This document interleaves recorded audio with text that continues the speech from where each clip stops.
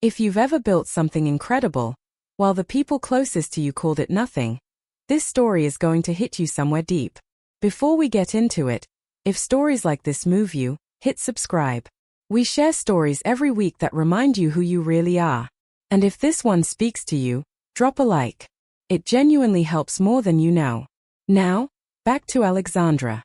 31 years old. 6 years of building her own sustainable fashion company from absolute zero. 34 employees.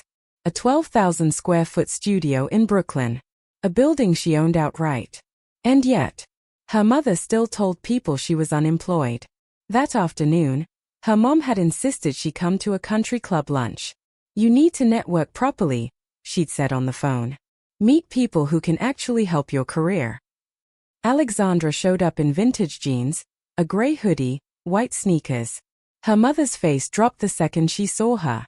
That's what you're wearing. Alexandra looked around the room, women draped in Chanel, dripping in statement jewelry, and said simply, I'm comfortable. Her mother leaned in and whispered, you look homeless. Alexandra said nothing. She'd learned long ago that this argument never ended well. The friends were already seated. Catherine, president of the Junior League.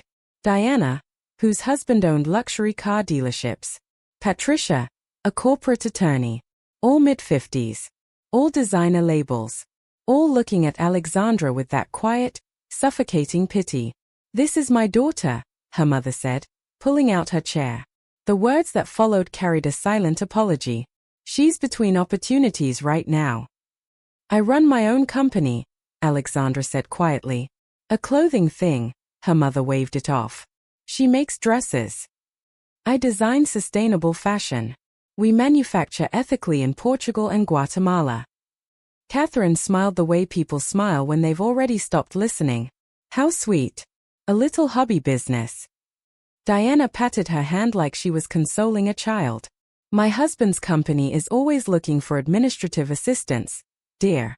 Just something to think about when you're ready for a real career. Alexandra took a sip of water. She didn't flinch. Then her mother said it. The line she'd been saying for years, at every holiday dinner, every family gathering, every casual phone call. Alexandra had such promise. Parsons graduate. Top of her class. We thought she'd work for Ralph Lauren. Instead, she's been struggling for years with this little startup that hasn't gone anywhere. Alexandra set down her glass. We did $4.7 million in revenue last year. Her mother laughed. Actually laughed. Darling, you work out of your apartment. I work out of a 12,000 square foot studio that I own. I bought the building last year. Silence. You bought a building? Patricia raised an eyebrow. $2.3 million purchase price. 40% down. Mortgage for the rest. Her mother's smile tightened into something brittle. Alexandra, this compulsive need to exaggerate your success, it's starting to concern me. I'm not exaggerating. Then show proof. And here's the thing. Alexandra could have. She had the deed on her phone. The mortgage statements. The studio photos. She could have laid it all out on that table in 30 seconds. But she'd learned something painful over 6 years. People who have already decided you're failing don't want evidence. They want to be right. So she just said, quietly, believe what you want. Then a young woman appeared at the edge of the table. Early 20s. Business casual. Slightly nervous. I'm so sorry to interrupt, but I just had to say something. She looked directly at Alexandra. Your work is incredible. I've been following your brand for 3 years. She gestured to the blazer she was wearing, tailored, structured, organic wool. I'm wearing one of your pieces right now. Her mother blinked. You know Alexandra. Everyone in fashion knows Alexandra Ashford.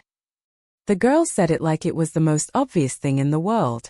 I'm in the Parsons graduate program.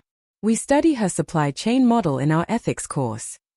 After the girl left, practically floating, the table went quiet in a different way. Patricia had already pulled out her phone.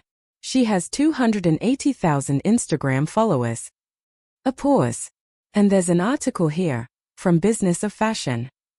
She read the headline aloud. Alexandra Ashford, the quiet revolutionary reshaping sustainable luxury. Her mother reached for the phone.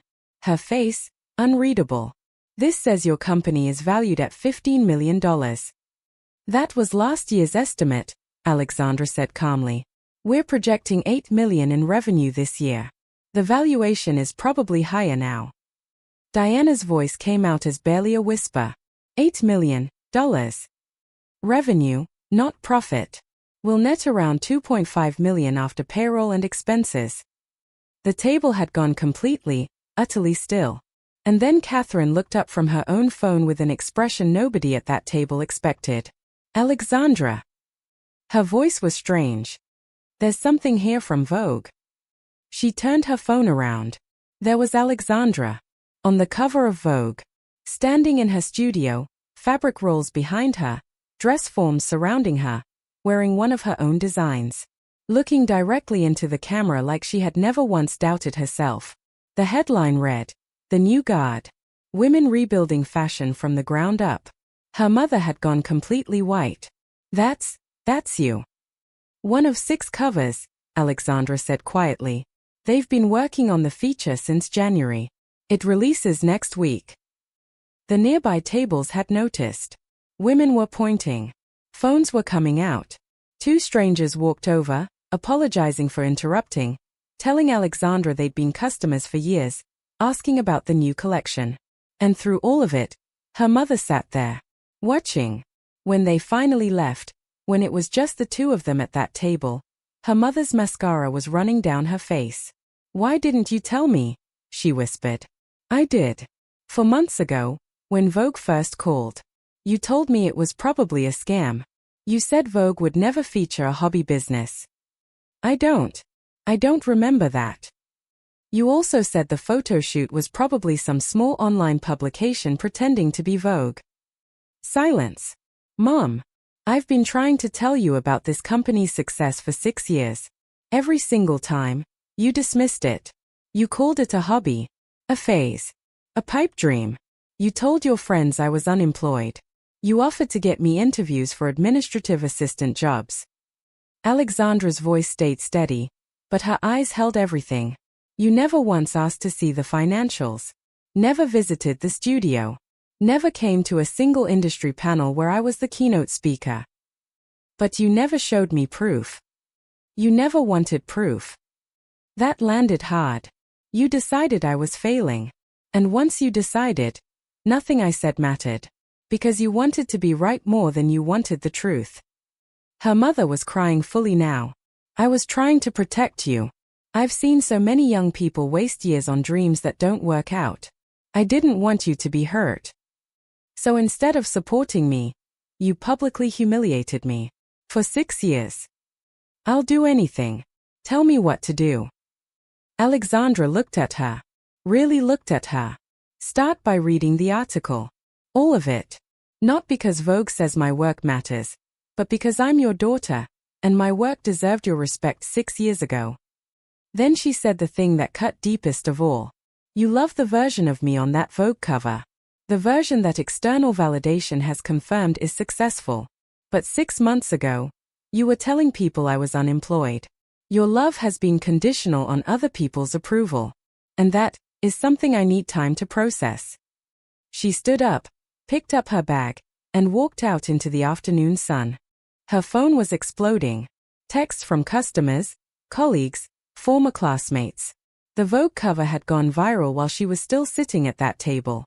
Her studio manager had already texted, "We've had 40,000 new followers in 2 hours. Website crashed. Pre-orders through the roof." But when she pushed open the door to her studio that evening, her studio, in her building, and her entire team stood up and started clapping, that was the moment that meant something. Not the cover. Not her mother's tears. Not the country club women suddenly fumbling over their words. These people who had believed in the mission before Vogue, who had worked long hours for fair wages, who had helped build something real. She called a meeting. 3 hours of strategy, how to scale production without compromising their ethical supply chain, how to serve new customers without cutting corners, How to grow without losing who they were. Because that was the real work. Not the viral moments. Not the magazine covers. The daily, unglamorous, essential work of building something that meant something. Later that night, she sat by her window in her modest Brooklyn apartment, the same one she'd kept even after the money came, because she liked the reminder of where she'd started, and she read a text from her mom. I read the article. All of it. Including the part about me. You were right about everything. I'm sorry. I love you. She thought for a long moment. Then she typed back, I love you too. But love isn't enough. I need respect. I need you to believe in me without requiring someone else to confirm it first. That's going to take time to rebuild. Her mom responded immediately. I understand. Take all the time you need. I'll be here. On the subway home, a woman across from her had been reading the Vogue article on her tablet. She looked up, looked at Alexandra, looked back at the screen, and her eyes went wide. You're her. Oh my God. You're Alexandra Ashford. A few stops later, a young woman touched her arm before she stepped off the train. For what it's worth, it must feel incredible to prove them all wrong. Alexandra smiled. It does. But I already knew I was right. The Vogue cover just made it public. She walked back to her building that night under a Brooklyn sky. 6 years ago, she had started with 10 dresses and an Instagram account. Tonight, she was on the cover of Vogue. But the number that mattered most to her wasn't 15 million, or 4.7 million, or 280,000 followers. It was 6. 6 years of showing up when no one believed in her. 6 years of building something real while the people she loved called it nothing. 6 years of knowing, deep in her bones, that she was on the right path, even when she was walking it completely alone. That kind of certainty. No magazine cover gives you that. You build it. One day, one decision, one refusal to quit at a time. And if you're building something right now that the people around you don't understand yet, keep going. Your Vogue cover moment is coming. But more importantly, you don't need it to know you're already winning.